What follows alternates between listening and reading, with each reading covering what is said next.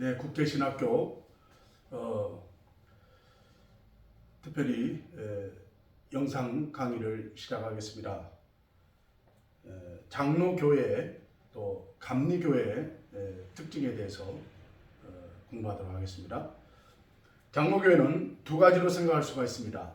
하나는 초대교회 시대 요한 칼빈의 주장에 의해서 설립된 교파입니다.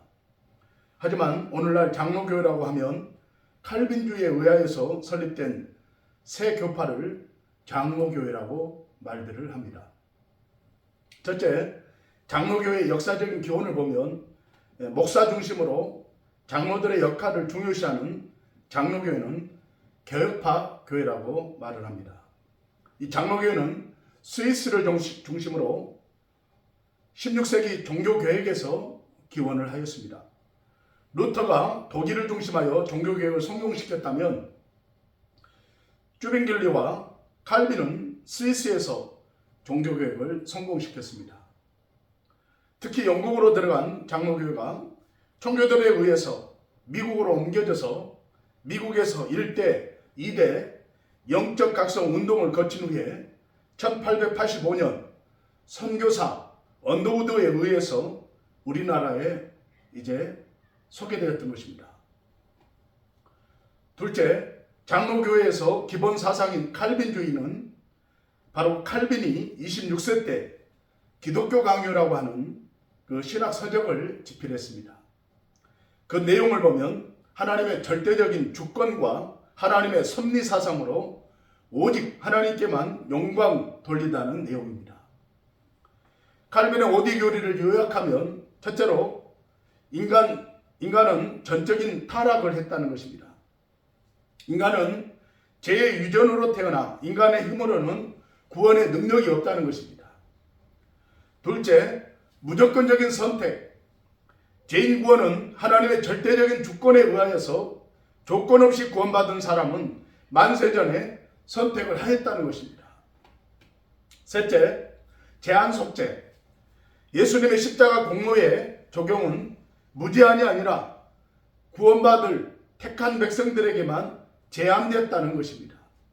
넷째, 불가항력적 은총. 택함받을 사람의 구원의 은총은 한거할 수 없는 불가항력적인 그러한 은총이라는 것을 말하고 있습니다.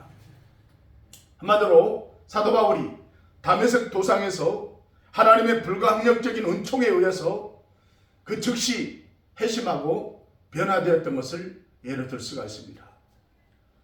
다섯째, 성도의 견인의 힘. 구원의 사람은 성령의 끊임없는 도움으로 끝까지 참고 끝까지 견디고 끝까지 멸망의 길로 가지 않고 다시 유턴해서 성령의 압도적인 역사로 말미암아 돌이키게 된다는 것입니다. 장로교회의 조직 체계를 보면 장로교회는 그 조직에 있어서 두 가지가 있습니다. 예수 그리스도의 대리자로서의 교훈을 맡아서 하는 장로인 목사는 가르치는 일을 합니다. 예수 그리스도의 대리자로서의 교훈을 맡아서 이제 가르치는 일을 하는 목사와 일반 신자의 대표자로서 교회를 치리하는 치리 장로가 있습니다. 목사 장로와 치리 장로가 서로 협력해서 교회를 치리하기 때문에 장로교회라고 지칭을 하는 것입니다. 행정제도에는 당회가 있고 노회가 있고 총회, 삼심제도가 있습니다. 당회는 목사와 장로를 구성하여 예배, 권면, 징계, 성례, 그 밖에 신령한 제반 그런 사항들을 다 주관하는 것이 당회입니다. 노회는 일정한 지역 안에 있는 모든 목사와 총대, 장로를 구성해서 지교회에서 제출한 보고서를 심사 처리하고 목사를 임직하며 노예에 기속시키는 일들을 다 처리하는 것이 노예에 하는 일입니다. 또한 총회는 장로교회의 최고 기관으로서 교리와 교회 지도에 관한 방침을 다 세우고 또 헌법을 제정하며 혹은 개정하는 일을 감당하며 여러 가지 노예에서 일어나는 그러한 일들을 총회에서 이제 처리를 하는 것이 총회라는 것입니다. 장로교회의 신조를 보면 장로교회가 채택하고 신봉할 12신조가 있습니다.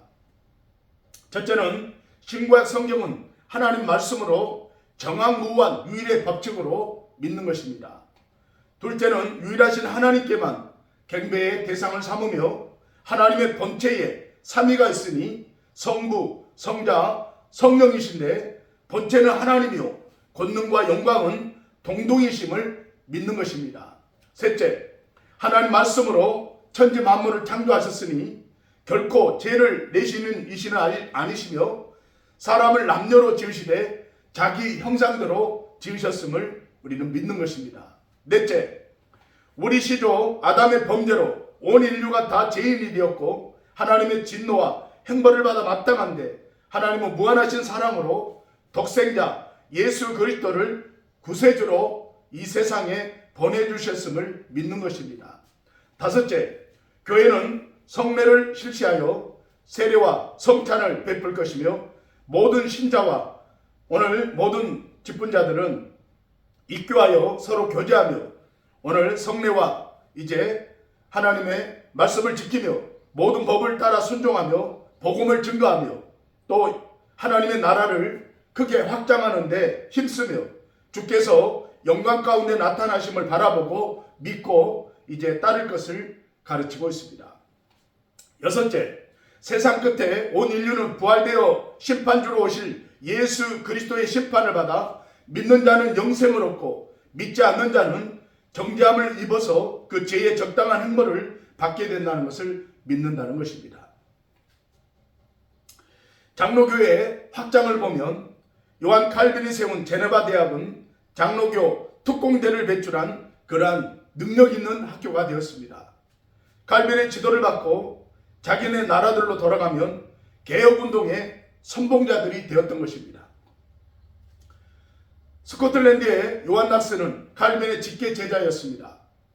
열심히 노력한 끝에 1560년 스코틀랜드 국회는 장로교회를 국교로 정하기도 하였습니다.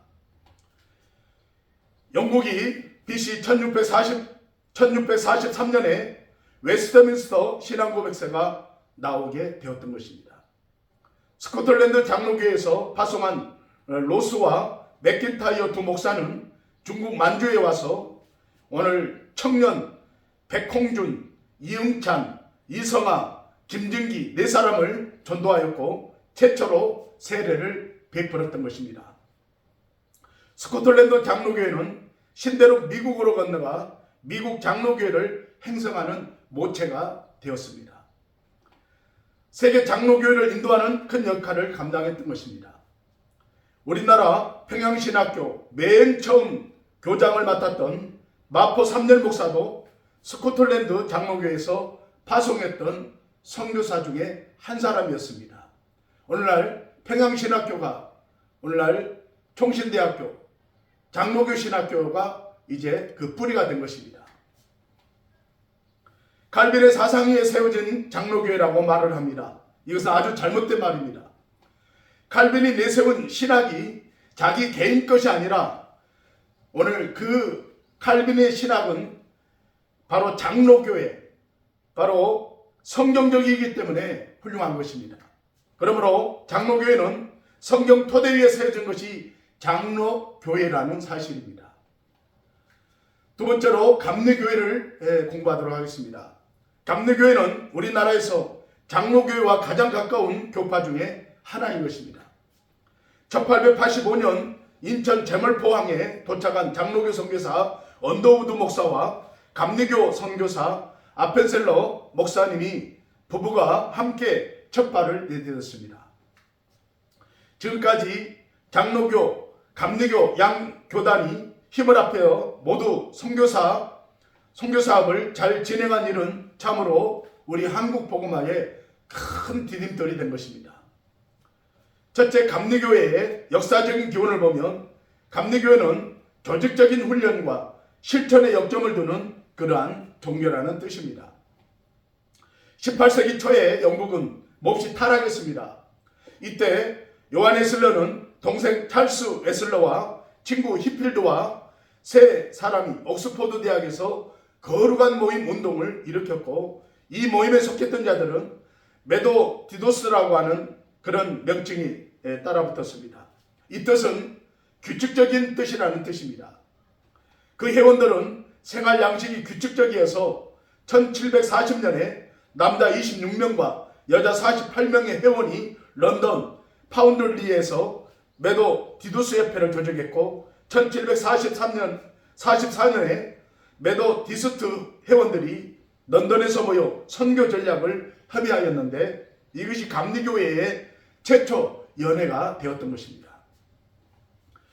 요한 웨슬러 자신은 영국 성공회로부터 분리를 원치 않았지만, 그의 임종 직전에 1784년에 성공회로부터 독립된 감리교파가 등장하지 않으면 안 되게 되었던 것입니다. 요한 웨슬러의 선교활동 보면, 웨슬러는 거룩한 모임에 만족하지 못하고 이제 외지 선교를 시작하였고, 미국 조지아주에서 선교활동을 1736년에서 1738년까지 선교활동을 하였습니다. 그리고 영국으로 돌아왔는데 1738년 5월 24일 밤 9시 15분쯤에 어떤 교회에 들어가서 예배를 드리는데 강력한 하나님의 체험을 하였고, 새로운 사명감을 찾게 되었습니다. 이 체험 후에 18일 만에 옥스퍼드 대학에서 오늘 당신들은 은혜로 인한 믿음으로 구원을 얻었는가라는 유명한 설교를 하게 되었습니다. 그 제목이 바로 그날부터 웨슬러 일생 동안 설교 중심이 되었던 것입니다. 웨슬러는 전 세계는 나의 교구라는 구원을 내세웠고, 농촌이나 또 도시나 백촌이나 술집이든 빈민이 사는 빈민굴이든 어디든지 찾아가서 열심히 전도를 하였습니다. 그가 일생에 설교한 횟수는 45,000번이 넘을 정도로 많이 설교하였습니다. 그는 1791년 런던에서 88세 일기로 세상을 떠나게 되었습니다. 요한 웨슬러는 타락으로 위기에 놓였던 영국 교회와 영국의 그 당시 사회를 건져낸 18세기의 모세와 같은 사람이었습니다. 감리교회의 교리를 보면 인간을 위한 하나님의 은혜는 우주적이며 무차별적인 것임을 믿는다.